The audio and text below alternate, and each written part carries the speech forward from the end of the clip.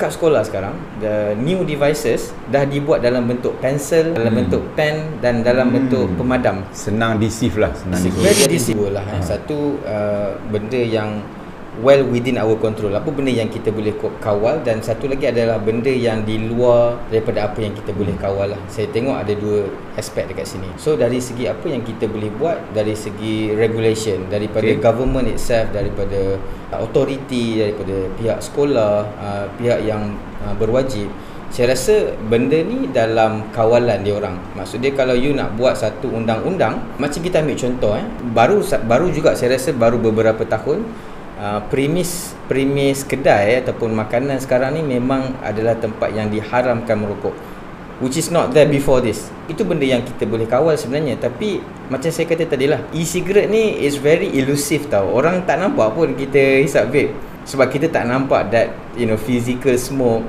Tambahan sekarang ni dengan new devices yang ada kat dalam market ni, diorang datang dengan flavor yang bermacam-macam, bau pun rasa macam sihat, bau buah-buahan dan sebagainya. Dari segi penguatkuasaan tu saya rasa susah sikit.